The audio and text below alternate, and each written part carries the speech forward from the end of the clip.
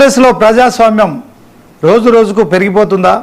ఖమ్మం నుంచి రేణుకా చౌదరి, అలాగే విజయశాంతి, మరొక వైపు కొండా సురేఖ, ముగ్గురు మహిళా నేతలు ఈ మధ్య కాలంలో మహిళలకు భద్రత లేదని విజయశాంతి ఎమ్మెల్సీగా, కాంగ్రెస్ ఎమ్మెల్సీగా కామెంట్ చేస్తున్నారు.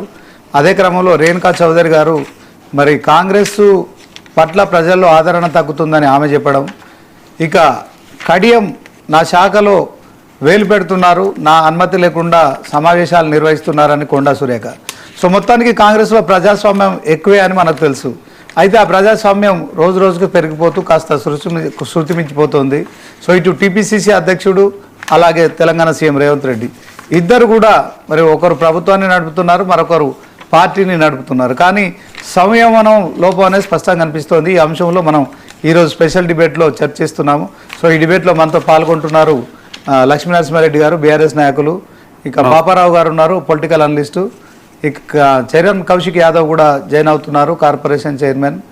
దాంట్లో ఇక మరి ముందుగా పాపారావు గారితో మాట్లాడే ప్రయత్నం చేద్దాం. పాపారావు గారు, గుడ్ ఈవినింగ్ సార్.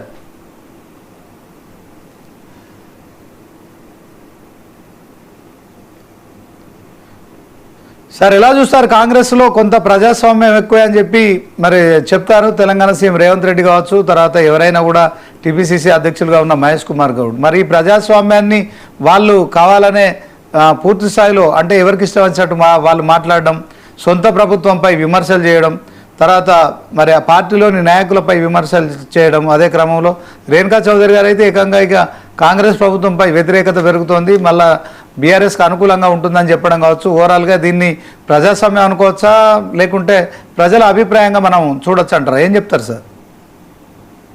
ప్రజాస్వామ్యానికి అరాచకానికి తేడా ఉంది. కాంగ్రెస్ పార్టీలో నడుస్తుంది బలం ఎవరికైతే ఉందో వాళ్ళ ఆధిపత్యం లాగా. ఎవరైతే మిగతా వాళ్ళని మ్యానిపులేట్ చేసుకోగలరో, ఎవరైతే ఇతరుల మీద పైచేయి సాధించగలరో ఆ రకంగా నడుస్తుంది అనేది నేను అనుకుంటున్నా.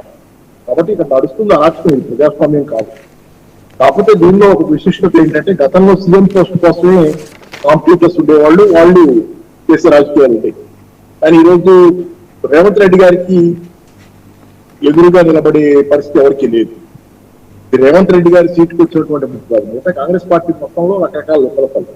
ఎందుకంటే కాంగ్రెస్ పార్టీలో ఉన్న పరిస్థితి కానీ ఏ పార్టీ అయినా ఎప్పుడైనా ఒక లక్ష్యం దిశగా కలిసి ఎప్పుడు పనిచేస్తుందంటే దానికి స్పష్టంగా ఒక మిషన్ ఉన్నది, సాధించాల్సింది ఫలాందని ఒక గోల్ ఉంటే టీం అంతా కలిసి పనిచేస్తుంది.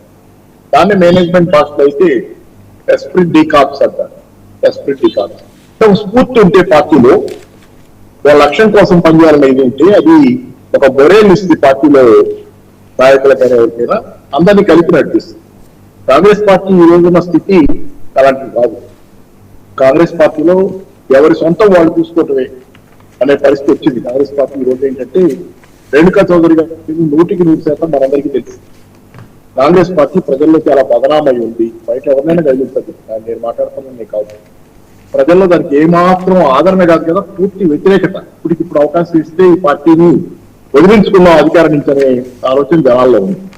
అట్లాంటి స్థితిలో ఏంటంటే ఈ పార్టీలో ఉన్న వాళ్ళలో చాలా మందిలో రేపు పొద్దున మళ్ళీ గెలుస్తామనే నమ్మకం వాళ్ళకి లేదు. పైకి దాంబికాలు గంభీరాలు పోవటం, 117 సీట్లు గెలుస్తామనే మాట్లాడటం తప్పితే అసలు బేసిక్ గానే డిపాజిట్లు రావటం దాకా సమస్యలు రావచ్చు. చాలా మంది కాంగ్రెస్ నాయకులు డిపాజిట్లు కూడా రాకపోవచ్చు. దాంతో పాటుగా చాలా జరిగినాయి కదా, ఆంధ్రప్రదేశ్ ఎన్నికల్లో 11 సీట్లకు వైసీపీ రావటం, లేకపోతే ఇంకో చోట కూడా జరగటం, అంతకుముందు టీడీపీ దారుణంగా ఓడిపోవటం, 23 సీట్లకు పరిమితం కావటం, ఇట్లాంటి చరిత్రలు జరిగింది. దానికంటే దారుణమైన పరాభవాన్ని ఈసారి కాంగ్రెస్ పార్టీ ఓడిపోతుంది అనేది కూడా నాకున్నటువంటి అవగాహనగానే అంతరాగా. సో ఇట్లాంటి పరిస్థితి ఏమవుతుంది, ఎవరికి వాళ్ళు ఎవరి సొంతం వాళ్ళు చూసుకునే పరిస్థితి వచ్చేసింది. కాంగ్రెస్ పార్టీ ఎవరి సొంతం వాళ్ళు చూసుకునే పరిస్థితి, ఎవరు డిపెండ్ చేసే పరిస్థితి లేకుండా అయిపోయింది. సో ఆ స్పిరిట్ లేకపోవడం వల్ల ఏంటంటే మంచి వాళ్ళు కూడా కొన్ని వాతావరణాల్లో చెడుగా ప్రవర్తిస్తారు. మంచి మనుషులు కూడా వాతావరణం బాగోలేకపోతే గత్యంతరం లేని స్థితి, ఇంకా డిమోరలైజ్ అయినప్పుడు చేసే పనులు వాళ్ళు మనం బ్లేమ్ చేసుకుంటారు. కాంగ్రెస్ కల్చర్ లో ఇప్పుడు కాంగ్రెస్ కల్చర్ అంటే కాంగ్రెస్ కల్చర్ వేరు, కాంగ్రెస్ కల్చర్ కూడా కాదు. కాంగ్రెస్ కల్చర్ కూడా కాదు. కాంగ్రెస్ కల్చర్ లో ప్రజాస్వామ్యం ఉంటుంది. వాళ్ళే వాళ్ళకి ఎందుకో తప్పు లేదు, ఎవరిలా లేదు. తన విధాన నిర్ణయం తీసుకున్నా, తన పనులు చేస్తే ఎవరు దాని గురించి బయట విమర్శలు ఎవరైనా తప్పతే తనే వేరే పేరుతో వ్యాసం రాసేవాడు పత్రికల్లో. నేషనల్ హెరాల్డ్ వాళ్ళ ఉంది కదా పత్రిక, దానిలో ఆయనే వ్యాసం రాసేవాడు. తనకు వ్యతిరేకంగా తనే ఒక వ్యాసం రాసుకునేవాడు పత్రికలో. ఎవరు మాట్లాడటం లేదు, నేను చేసిన దాని గురించి, నేను తప్పు చేశా కదా, దీని గురించి మాట్లాడే వాళ్ళు ఉండాలని తనకు వ్యతిరేకంగా తనే ఒక వ్యాసం మారుపేరుతో రాసుకునేవాళ్ళు. ఇది కాంగ్రెస్ పార్టీ కల్చర్. ఇది కాదు ఇప్పుడు నడుస్తున్న కల్చర్. కాంగ్రెస్ పార్టీ అంటే పొరపాటు, పూర్తిగా దిగజారుతూ నడుస్తుంది. కాబట్టి ఏంటి, సమస్యల్లో ఉంది కాంగ్రెస్ పార్టీ. ఎవరైనా చెప్పినా ఇక్కడ ఎవరైనా మాట్లాడినా సమస్యలో ఉంది, వాళ్ళకి తెలుసు. ఆ సమస్యలే వాళ్ళు ఇంకేం చేయాలో తెలియని స్థితిలో గందరగోళంలోకి నెడతానే ఈ రకమైనటువంటి తగాదాలు, సొంతం సెల్ఫ్ సీకింగ్, తమ సొంతం దీనికోసం పనిచేసుకునే స్థితిలో వాళ్ళని పెట్టేసి.